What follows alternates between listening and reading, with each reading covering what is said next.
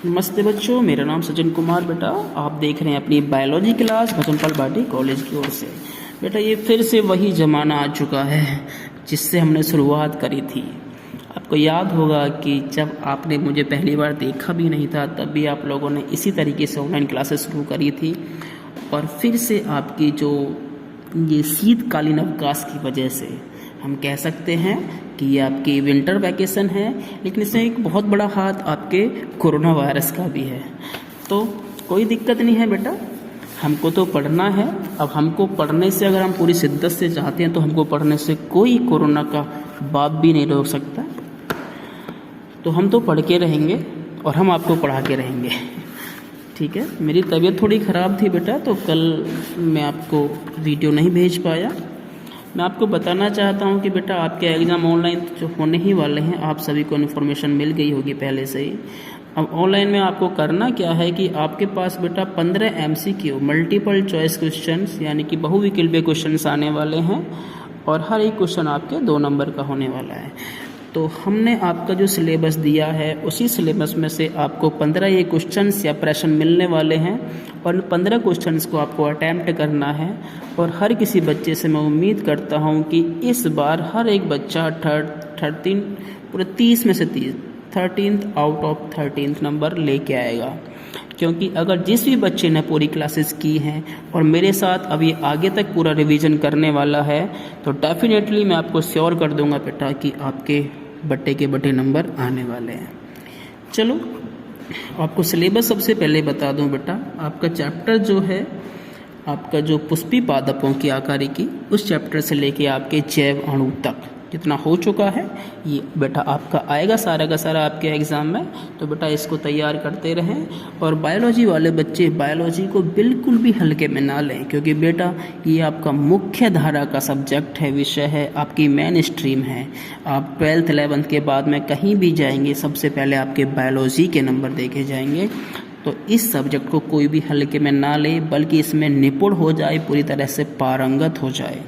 तो इसी क्रम में हम आपको पढ़ाने के लिए आ चुके हैं। और सबसे पहले आज जो हम शुरू करेंगे आपका जो चैप्टर नंबर 6 है पुष्पी पादपों की आकारिकी, इसमें सबसे पहले जो चीज़ आती है वो है आपके ऊतक या टिश्यू। अब आपको पता है ऊतक टिश्यू क्या होते हैं, आप क्लासेस को थोड़ा याद करेंगे। मैंने बताया था कोशिकाओं का ऐसा समूह जो उत्पत्ति में और कार्यकी में समान हो ऊतक कहलाता है। आपको ये सिंपल एक लाइन की परिभाषा याद करनी है, कोई ज़्यादा टेंशन दिमाग को नहीं देनी है। आपको ऊतक की परिभाषा याद हो जाएगी, चाहे वो पादप ऊतक की बात हो रही हो चाहे वो जंतु ऊतक की बात हो रही हो। तो आपको क्या याद करना है बेटा, ऊतक क्या होते हैं, कोशिकाओं का ऐसा समूह जो कार्यकी एवं उत्पत्ति में समान हो ऊतक कहलाता है। तो इस चैप्टर में जो आपको, क्योंकि हम पुष्पी पादपों की बात कर रहे हैं, पौधों की बात कर रहे हैं, तो इसी क्रम में हम क्या बात करेंगे बेटा, हम करेंगे सबसे पहले पादप ऊतक के बारे में बात। पादप ऊतक, अब पादप समझते हैं पौधे की बात हो रही है, ऊतक आपको पता ही है क्या होता है, कोशिकाओं के समूह की बात हो रही है।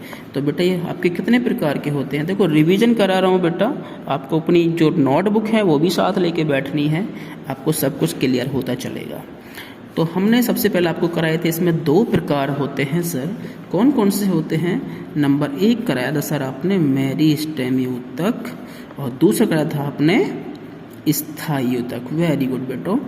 देखो मेरिस्टेमी क्या होते हैं, ऐसे ऊतक जो जिसकी कोशिकाएं बहुत तेजी के साथ अपने आप को विभाजित करने में सक्षम होती हैं, वो ऊतक मेरिस्टेमी ऊतक या विभाजोतकी ऊतक कहलाते हैं। हिंदी में जो नाम इसका है वो विभाजोतकी ऊतक होता है, लेकिन हम इंग्लिश वर्ड ही यूज करेंगे, वही आपका अधिकतर आगे तक आने वाला है।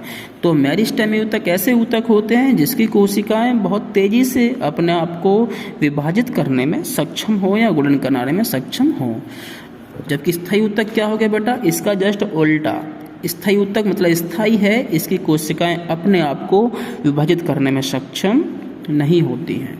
तो बेटा मेरिस्टेमी की बात कर रहे थे, आपको पता पड़ा इन दोनों में क्या अंतर होता है। अब पहले हम बेटा मेरिस्टेमी क्लियर कर लें। इसके बेटा हमने बताए थे आपको प्रकार इसके होते हैं 3। सर 3 कौन से होते हैं, हमने इसकी उपस्थिति के आधार पर बेटा आपको 3 प्रकार बताए थे। नंबर फर्स्ट था आपका शीर्षस्थ, शीर्षस्थ मेरिस्टेमी ऊतक। शीर्ष माने क्या होता है, बिल्कुल ऊपर, यानी कि पौधे के बिल्कुल, चाहे मूल की रूट की बात हो, मूल की जड़ की बात हो, या फिर पैरों की बात हो, यानी कि बिल्कुल उसके शीर्ष पर, बिल्कुल आगे टिप पर जो ऊतक होते हैं, वहाँ पर आपको ये ऊतक मेरिस्टेमी कोशिकाओं के बने होते हैं।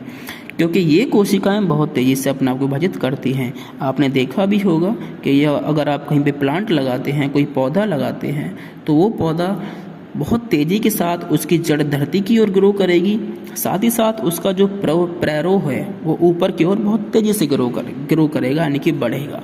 तो वहाँ पर क्या होता है, आपके शीर्षस्थ मेरिस्टेमी ऊतक पाए जाते हैं।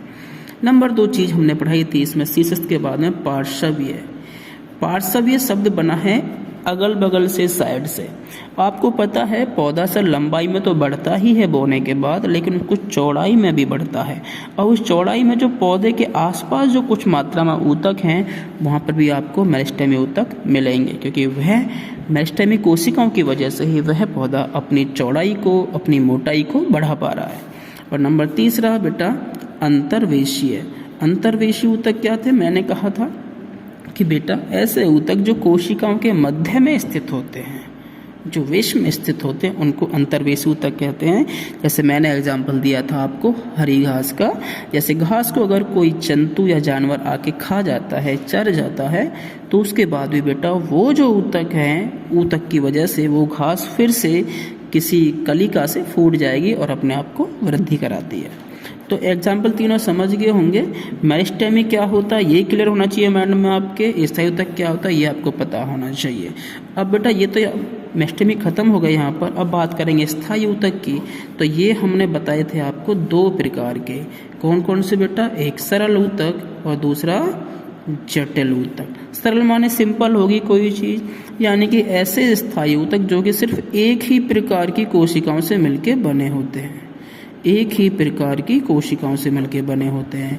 जटिल इसका बेटा उल्टा कर दीजिए, एक से ज़्यादा प्रकार की कोशिकाओं से मिलकर बने हो तो इन्हें बोलते जटिल ऊतक।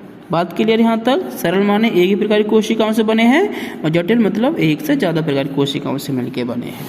ठीक है बेटा जी। अच्छा, अब सरल के हमने प्रकार बताया था आपको 3। याद करने ट्रिक क्या थी, पीसीएस। पीसीएस से होता है ना, आईएएस पीसीएस जो होते हैं पुलिस ऑफिसर्स, उनको पीसीएस बोलते हैं, बड़े पुलिस ऑफिसर जो होते हैं। तो पीसीएस में पहला का नाम क्या, पैरेन्काइमा, कोलनकाइमा और स्क्लेरेन्काइमा। बेटा मैं आपको लिखवा चुका हूँ, अपनी नोटबुक अपने साथ जरूर रखें, क्योंकि ये डिवीजन क्लास है। डिवीजन क्लास में मैं आपको हर चीज़ डिटेल में लेकर नहीं चलने वाला। तो पीसीएस की बात हो रही थी, पैरेन्काइमा, कोलनकाइमा और स्क्लेरेन्काइमा। तो पैरेन्काइमा जो कोशिकाएं होती हैं, ये आपके पौधे का अत्यधिक भाग तो बेटा यही बनाती हैं। इनका जो आकार होता है वो कैसा होता है, अंडाकार भी हो सकता है, गोलाकार भी हो सकता है, कुछ कोणीय टाइप का भी हो सकता है। इनका मुख्य कार्य मैंने आपको लिखवाया था क्या, प्रकाश संश्लेषण, भोजन का स्टोरेज यानी कि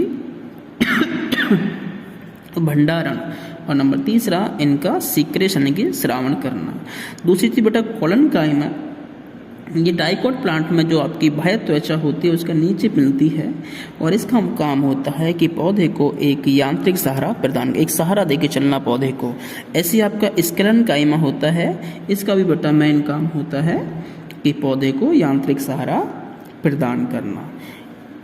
ये कैसी, स्क्लेरेन्काइमा एक चीज़ और आती है आपकी, लिग्निन युक्त कोशिकाएं आती हैं। लिग्निन समझते हैं आप, एक ऐसी चीज़ जैसे कि हमने देखा होगा, आपकी लकड़ी देखो शाल की या कोई, तो लकड़ी कुछ काली काली सी होती है, वो बहुत सालों तक खराब नहीं होती है। तो मतलब समझ लो वो लिग्निफाइड सेल्स हैं वो सारी, उनमें लिग्निन बहुत ज़्यादा मात्रा में प्रेजेंट है, जिसकी वजह से कोई भी दीमक वगैरह उसको खा नहीं पाती है और वो काफ़ी दिन तक चलती है।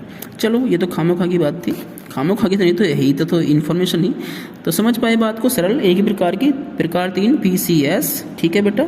अब चल रहे हैं बेटा हम आगे। जटिल, मैंने कहा था जटिल कैसे होते हैं, ऐसी कोशिकाएं जो कि एक से ज़्यादा प्रकार की कोशिकाओं से मिलकर बनती हो। इसके उदाहरण बेटा बहुत सिंपल है, मैंने कहा था सर जाइलम, फ्लोएम, बहुत इंपॉर्टेंट है, आपके क्वेश्चन बनते हैं बेटा इससे। तो जाइलम क्या होता है, फ्लोएम क्या होता है। मैंने कहा था जैसे जल जैसे जाइलम, पौधों के अंदर जल का परिवहन करने की जिम्मेदारी किसकी होती है, जाइलम की। और फ्लोएम का काम क्या होता है बेटा, पौधे के अंदर फूड माने भोजन जो बन गया है उसकी परिवहन की जिम्मेदारी फ्लोएम की होती है। तो समझ गए बेटा। तो आज की इतनी क्लास है बेटा, बाकी मैं कल बताऊंगा आपको। इसको रिवाइज कर लें ज़रूर कि आपके जो MCQs हैं बेटा आपके इसी सिलेबस से आने वाले हैं और डेफिनेटली आप लोग बहुत अच्छा करेंगे। Thank you.